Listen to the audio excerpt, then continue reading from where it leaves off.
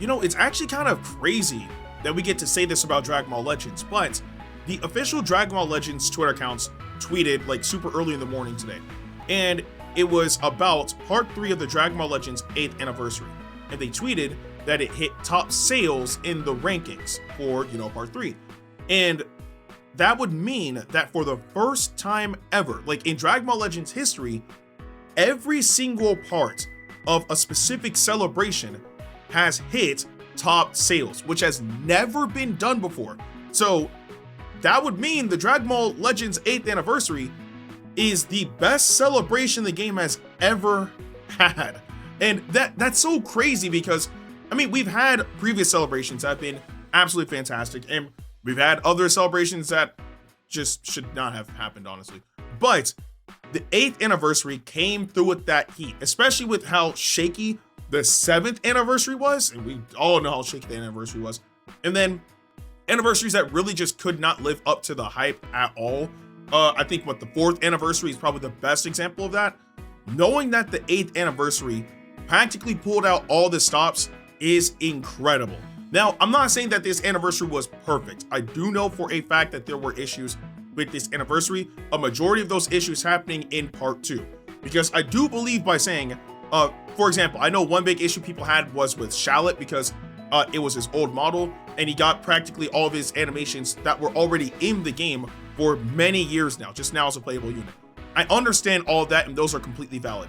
But it doesn't change the fact that we did still get game originals as something brand new after many, many years, because apart from those 2 units, Shallot and Tag, Trunks, and Gohan, the last summonable like premium game originals unit that we got was Goku and Bardock, and we got them for Legends Festival.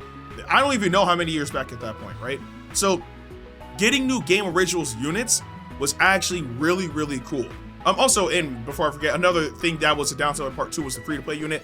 Us finally getting Super Saiyan God Giblet was supposed to be really good, and the unit is terrible. So again, there are downsides to part 2 for sure, right? But those downsides honestly pale in comparison to the overarching celebration itself. Not saying that the downsides aren't like worth pointing out, they definitely are. Again, like I said, I know people have issues with Shallot being summonable when he should have been free to play. I know people had issues with Shallot having old and reused animations, and then Giblet wasn't even viable at all. Valid concerns, not discrediting that. But again, the overarching celebration was good. And I think that's honestly a really good thing, because we haven't really seen Legends go this hard with celebrations ever. You know what I mean? Especially because this is the very first celebration to give us Legend units, right? Instead of like an LF unit, right? So, and obviously we're going to get Legend units throughout the year. We're going to get them for Legends Festival, of course. But just knowing that this celebration did good is honestly a really, really good thing. Like I said, 7th anniversary, very shaky. Yeah, it added ground battles. Yeah, we did get 2 ultras for part 3, but part 1 got leaked, and it got leaked days before, the 7th anniversary started. The units didn't last that long in the meta at all. Like, it's just, I'm just glad that they're doing good, right? And of course, with them hitting like these milestones, they're compensating us. Hey, thanks for helping us reach this type of milestone. Here's free crystals, right? Which even at that, I don't know about you guys, but they've been very, very good with events and the pacing of them throughout this entire anniversary. We've had, or at least from my personal experience, there's always been something to do. There's always been a way to farm resources. There's always been a way to get crystals.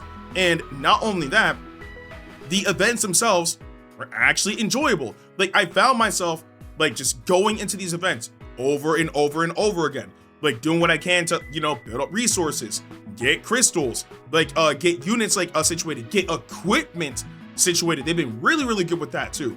Like, there's always been something to do concerning the, PvE, right? Whether it was, getting resources or farming equipment or whatever the case may be. It's just, there's always been something to do.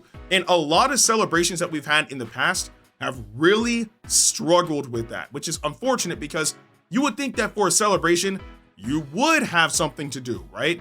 You would have ways of, getting your resources up, getting crystals, stuff of the sort. But we've had plenty of celebrations, whether it's the anniversary or Legends Festival, where there's just been like an entire week and it's just been dead, right? Absolutely nothing to do, right? Although I do think, I forgot if it was part 1 or part 2, where there was a week where I think we just got something and then like that week was kind of dead. So obviously that's unfortunate, but for the most part, it's been pretty solid. But also, another good thing with this anniversary is the fact that when it comes down to PvP, I have seen a lot more diversity in teams in recent time, right? Like, you got people that are rocking the part 1 units, you got people rocking the part 2 units, you got people rocking the, part 3 unit, right?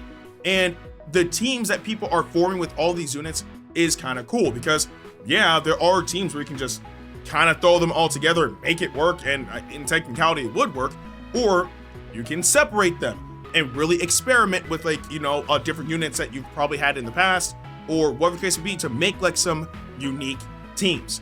It's been pretty cool. Like, for example, when part 1 released, we obviously saw the part 1 units the most in PvP for obvious reasons, right? We saw Gogeta and we saw Broly, right?